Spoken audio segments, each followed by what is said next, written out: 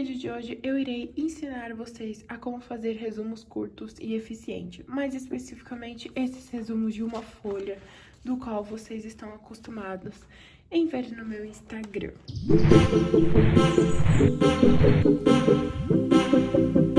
Oi gente, tudo bem com vocês? Eu sou a Natália Prado, tenho 21 anos, sou estudante de enfermagem de 4º ano, me formo ano que vem, graças a Deus.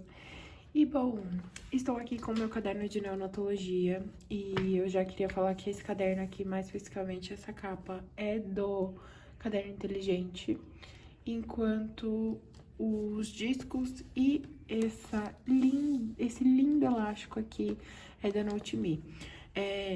Tanto os discos como o elástico fazem parte da minha coleção de discos que eu lancei com a NoteMe. Infelizmente não está mais disponível para venda, mas estamos decidindo se vamos voltar a vendê-los. Vou deixar meu cupom de desconto da NoteMe na tela.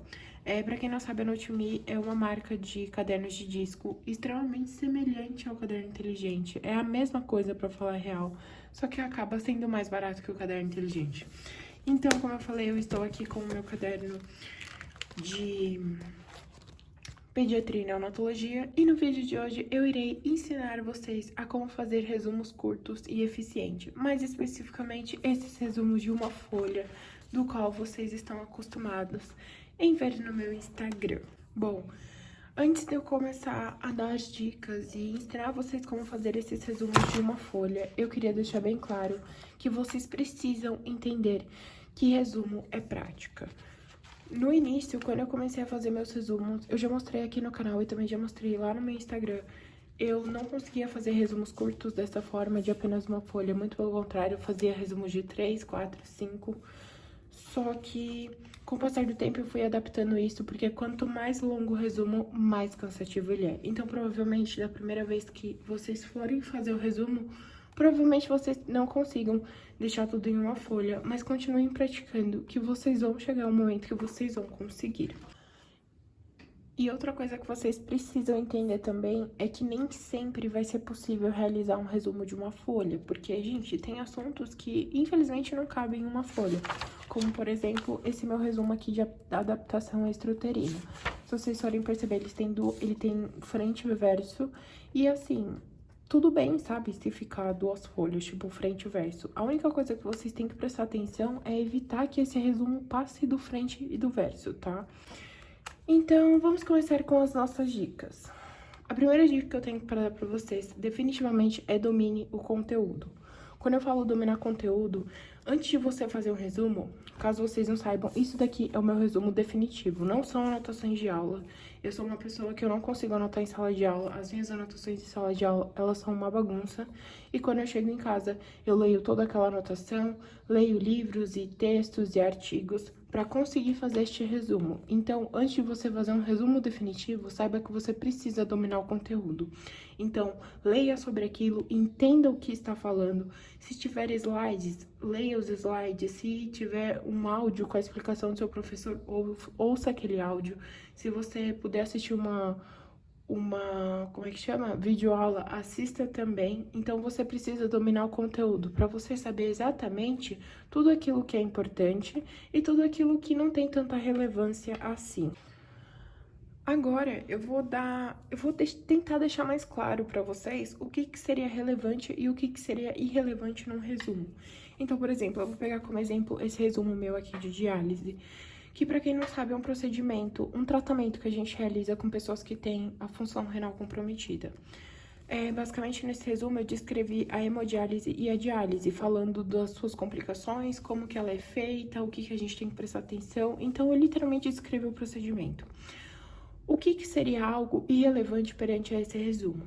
Seria irrelevante eu falar que eu preciso lavar a mão, porque em todo o procedimento que eu for fazer na minha vida, eu vou ter que lavar a mão. Seria irrelevante eu colocar que eu preciso 2 bags para realizar diálise peritoneal, porque isso daqui é o básico. Então, sem essas 2 bags, eu não consigo realizar diálise peritoneal. Agora, o que seria algo relevante, algo que precisa estar no meu resumo? Por exemplo, na hemodiálise, eu comentei da fístula arteriovenosa, que basicamente é uma anastomose, uma conexão entre uma veia e uma artéria. Sem a fístula arteriovenosa, infelizmente não tem como realizar a hemodiálise. Ou seja, eu preciso descrever aqui o que é uma fístula arteriovenosa e quais são os cuidados que eu tenho que ter com ela para que o paciente ele consiga realizar essa hemodiálise semanalmente e assim consiga reestabelecer aquela função renal, né, de maneira artificial. Então, lembre-se, todas essas informações que eu acabei falando pra vocês, eu só sei porque eu literalmente dominei o meu conteúdo. Se eu não dominar meu conteúdo, eu não consigo estabelecer o que é importante e o que não é importante para o meu resumo. Agora, na segunda dica que a gente tem, são tópicos. Sempre coloque tópicos para os seus resumos. Como assim tópicos, Natália? Eu vou pegar, por exemplo, esse daqui é um resumo de meningite.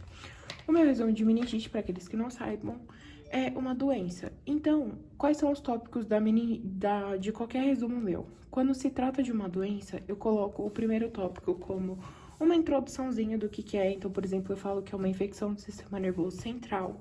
E aqui eu descrevi quais são os tipos de meningite. Então, bacteriana, viral e tuberculose. Isso daqui é a minha introdução. O segundo tópico que eu tenho são os sintomas, ou seja, eu vou descrever todos os sintomas que uma pessoa que tem meningite tem. Terceiro tópico, diagnóstico, ou seja, eu vou descrever como é feito o meu diagnóstico. Quarto tópico, tratamento. Então, eu vou estabelecer como é que vai ser aquele tipo de tratamento. Aqui eu posso colocar quais são os procedimentos que são realizados, quais são os medicamentos que são realizados.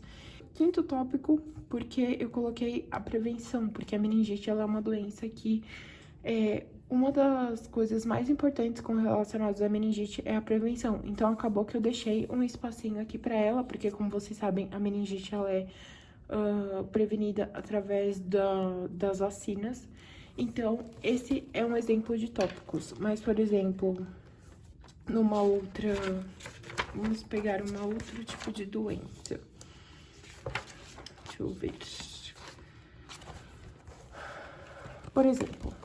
Aqui eu tenho um resumo de comunicação interventricular, que basicamente é uma patologia que ocorre após o nascimento daquela criança, que basicamente tem uma falha aqui na parede do ventrículo. E nesse aqui, como vocês podem perceber, normalmente esses meus tópicos eles são variados, mas se vocês forem parar para reparar, todos têm assim o mesmo fluxo. Então, por exemplo, eu sempre vou começar com uma introduçãozinha falando o que é comunicação interventricular.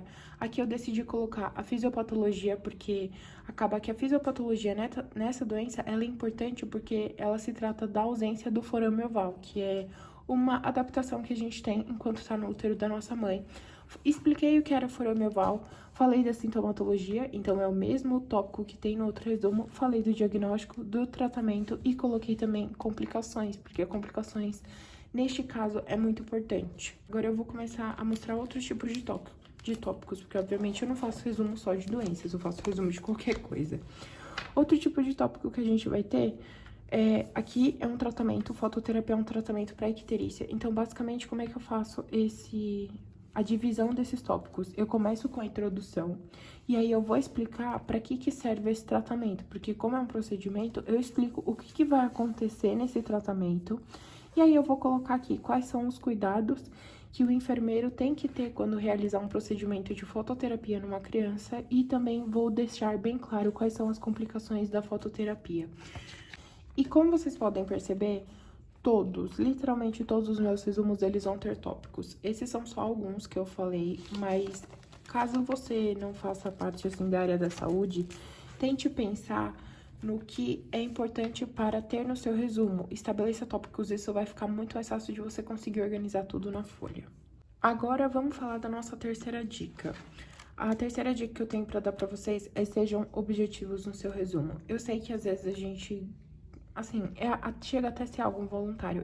Eu era mesmo uma pessoa que ficava enchendo muita linguiça, porque eu achava que tudo era importante, que literalmente tinha que ter tudo no meu resumo, e isso fazia com que meus resumos ficassem muito longos. Só que com o passar do tempo, eu percebi que quanto mais longo o meu resumo, mais cansado mais cansada eu ficava estudando aquela matéria. Então, por isso que hoje eu preciso fazer resumos curtos, porque isso facilita muito na hora de estudar, porque eu não fico tão cansada perante um assunto. E como vocês podem perceber aqui no meu resumo, por exemplo, indicadores da hospitalização pediátrica, né? Que basicamente são indicadores que a gente encontra e que a gente precisa tratar quando a gente se fala de uma hospitalização pediátrica. Então, por exemplo, nível de ansiedade, tensão facial, apreensão verbalizada, aumento da FR, FC, PA, sudorese e mudança de sono. Então, como vocês podem ver, eu não fico escrevendo assim, os indicadores para alteração do nível de ansiedade é tal, tal, tal. Muito pelo contrário, como vocês podem ver, eu até abrevio as coisas. Então, assim, sejam objetivos. O que der para abreviar, abrevia.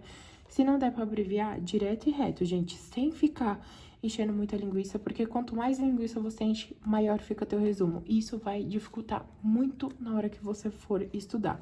Então, basicamente, a dica que eu dou aí usem bastante, sabe, tópicos. Tópicos facilitam muito, não tentem fazer textos nos seus resumos. Utilizem tópicos, que isso já vai facilitar muito a vida de vocês. E se for fazer um texto, gente, usem muita vírgula mesmo. Eu vou mostrar aqui pra vocês nesse outro resumo. Prevenção. Aqui na parte de prevenção, rápida avaliação, uso criterioso de fármacos nefrotóxicos, vigilância da creatinina, volume urinário, exames, controle hemodinâmico, hidratação, hemoglobina e O2. Então, como vocês podem ver, eu não fico, tentando criar um texto. Eu vou colocando as coisas e vou colocando vírgula. Então, assim, isso é ser objetivo. Usem tópicos e caso não dê pra fazer tópicos, porque querendo ou não, tópicos às vezes eles tomam muita folha, vírgula. Usem muita vírgula. A quarta dica que eu tenho pra dar pra vocês é escreva o resumo com as suas palavras. Por quê? Vocês têm que pensar que você vai fazer seu resumo hoje. Talvez você tenha entendido tudo o que você escreveu aqui hoje. Só que se você for estudar ele mais pra frente, talvez se você não tenha adaptado essa linguagem, ou seja, se você não tenha escrito com as suas palavras, provavelmente no futuro você vai ler e você não vai entender. Ou seja, ele não é um resumo eficiente. Resumo eficiente é aquele que você lê e entende. Então, eu vou dar um exemplo aqui nesse meu resumo de diálise. E, bom, eu apanhei muito para aprender diálise, porque diálise é um procedimento muito complicado. E, basicamente, se vocês forem olhando no meu resumo, vocês vão ver que tem muitos entre parênteses. Então, por exemplo, fístula arteriovenosa, FAV, porque é como a gente conhece, assim, no mundo da saúde. Ninguém fica falando fístula arteriovenosa, todo mundo fala FAV. Então, eu já coloquei aqui porque eu tinha que lembrar que aquilo era uma FAV. Aí, eu falei, uma anastomose. O que é uma anastomose? Já coloquei entre parênteses, conexão. Aqui, eu expliquei basicamente como é que é o processo da diálise, e aí, no final de tudo, eu coloquei aqui, ó, substâncias urêmicas passam pela membrana artificial, ou seja, do mais concentrado para o menos concentrado.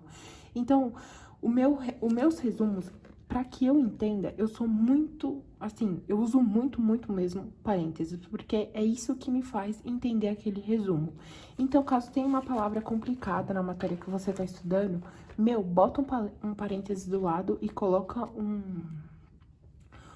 não é substantivo, como é que fala? Um sinônimo, até que você entenda esse resumo, porque ele precisa ser eficiente tanto agora como no futuro. Você precisa ler no futuro e precisa entendê-lo. A quinta dica que eu tenho para dar para vocês é, lembrem-se que todo resumo ele precisa ter um começo, um meio e um fim. Como assim um começo, um meio e um fim? Eu vou dar um exemplo aqui. Esse meu resumo aqui de violência sexual infantil, inclusive tem série vlog sobre ele, depois vocês vão lá dar uma olhada. E, bom, o que seria o começo? O começo seria basicamente essa introdução que eu fiz aqui, explicando o que é violência sexual infantil. O meio, ele vai ser o quê? A definição de cada tipo de violência sexual infantil, enquanto o fim seria os cuidados de enfermagem perante a esse problema de saúde pública que temos no mundo. Agora eu vou mostrar pra vocês como seria o começo, o meio e o fim de um resumo com, sei lá, alguma doença. Por exemplo, refluxo gastroesofágico. O começo, basicamente, seria essa introdução que eu faço e a causa, enquanto o meio seria os sintomas e o diagnóstico, porque a gente tá realizando ali, é a parte do meio. Por exemplo, lembrem-se que a causa e a introdução, basicamente vão ser quando aquela doença está surgindo. Enquanto os sintomas e os diagnósticos é quando você já foi procurar ajuda para tratar aquela doença. E o tratamento seria o final desse resumo, que basicamente você está se curando daquela doença. Então, para todo tipo de resumo que vocês vão fazer, vocês precisam ter um começo, um meio e um fim. Lembrem-se, adapte isso para a sua realidade. Então, por exemplo, se você está fazendo um resumo de história, e tá falando, sei lá, da Primeira Guerra Mundial, coloque os motivos pelo qual a Primeira Guerra Mundial se iniciou, como o começo, conte como foi o período daquela guerra, o que aconteceu naquela guerra, e depois, que seria o meio, e depois conte como que essa guerra terminou, por que ela terminou, e esse seria o final. Isso vocês vão fazer para qualquer tipo de resumo que vocês forem elaborar. A não ser para aqueles resumos de exata, né, tipo, que tem cálculo e tal, que acaba que não tem como se pôr um começo, um meio e um fim. E a sexta e última dica que eu tenho para dar para vocês é o quê? Uma coisa que vocês precisam entender, nem sempre vai caber todo o conteúdo na folha. Eu não sou mágica, infelizmente, às vezes não cabe. E aí, o que eu aconselho vocês? Utilizem post-its. Por que post-its? O post-its dá pra você colar ele assim na folha e ele fica como se fosse uma continuação daquela folha, claro. Isso são aqueles casos que, assim, não precisa de tanto papel, sabe? É aquele que ficou faltando um detalhe ou outro. Então, eu deixo os post-its como, assim, meus grandes aliados. Então, por exemplo, aqui, no caso de reanimação neonatal, eu fui, descrevi o que era a reanimação neonatal, descrevi quando que a gente tem que realizar, expliquei como que realiza a reanimação neonatal, e aqui eu já tava dando as características da reanimação neonatal. Só que, infelizmente, não coube os fármacos que a gente utiliza na reanimação neonatal, muito menos a dosagem. E aí, o que eu fiz? Peguei um post-it, colei na minha folha, fiz aqui os furinhos da folha e colei aqui como se nada tivesse acontecido. Então, gente, esses post-its aqui, eles não são charme, é porque não coube na folha mesmo, tá? Inclusive, caso vocês queiram saber como é que eu faço isso aqui, de colocar o post-it, marcar o post-it assim desse jeito, ou então até mesmo essas fichas que eu coloco no meio do caderno, eu deixei nos destaques lá do meu Instagram de estudos da Nath, nos destaques que chama DIY. Então, dá uma olhada lá que eu ensino como fazer essas fichas e também como prender os post-its nos resumos. Se vocês forem perceber, nesse caderno de pediatria e neonatologia, até que eu não tenho muito post-it, eu tenho muito mais post-its nos cadernos de ginecologia e obstetrícia, mas até que tem uns. Então, por exemplo, não coube na folha, sem euro, a gente pega um post-it, coloca do lado e segue tua vida, segue teu rumo. Lembrando, né, não precisa ser essa frescura de, tipo, ser da mesma cor da caneta que você tá usando, mas é que como eu gosto muito de post-it, eu tenho um pra cada cor. Bom, gente, esse foi o vídeo de hoje. Eu espero muito que vocês tenham gostado. Eu vou pedir para que vocês se inscrevam no canal, curtam, comentem, compartilhem esse vídeo com aqueles amigos que estão precisando aprender a fazer resumos de maneira mais eficiente e sem serem cansativos. E me sigam lá nas minhas redes sociais. A maioria desses resumos aqui, a maioria não, né? Quase todos eles, se não todos, eu posto lá no meu Instagram de estudos. Me sigam no meu Instagram pessoal também, me sigam no TikTok, que eu também tô lá falando sobre assuntos de faculdade e assuntos importantes que deveriam ser estudados na escola, mas infelizmente não é. E é isso, gente. Espero muito que vocês tenham gostado e tchau!